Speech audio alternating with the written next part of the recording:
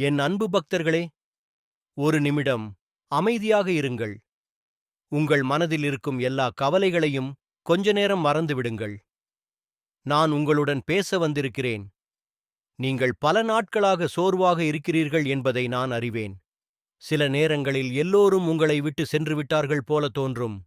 நீங்கள் மட்டும் தனியாக போராடுகிறீர்கள் என்று நினைக்கலாம். ஆனால் என் பக்தனே, நீங்கள் ஒருபோதும் தனியாக இல்லை. நீங்கள் அழுத அந்த இரவுகளையும் நான் பார்த்தேன். யாரிடமும் சொல்லாமல் மனதில் வைத்துக்கொண்ட காயங்களையும் நான் அறிவேன். உங்கள் அமைதிக்குள் இருக்கும் வலியையும் நான் உணர்கிறேன். பலமுறை நீங்கள் என்னிடம் கேட்டீர்கள், முருகா, ஏன் இந்த கஷ்டம் என்று, என் வாழ்க்கை எப்போது மாறும் என்று, என் பிரார்த்தனை உன்னிடம் சென்று சேர்கிறதா என்று. என் அன்பு பக்தர்களே, உங்கள் ஒவ்வொரு பிரார்த்தனையும் என்னை வந்து சேர்ந்துவிட்டது.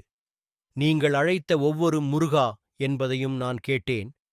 உங்கள் கண்ணீரை நான் வீணாக விடமாட்டேன். சில நேரங்களில் வாழ்க்கை உங்களை சோதிக்கும். அது உங்களை உடைக்க அல்ல, உங்களை இன்னும் வலிமையானவராக மாற்றுவதற்காக. நீங்கள் இப்போது சந்திக்கும் கஷ்டம் நிரந்தரம் அல்ல. இந்த இருளுக்குப் பிறகு வெளிச்சம் வரும். இந்த வலிக்குப் பிறகு அமைதி வரும். இந்த கண்ணீருக்குப் பிறகு சந்தோஷம் வரும். என்னை நம்புங்கள், நான் உங்கள் கையை ஒருபோதும் விடமாட்டேன்.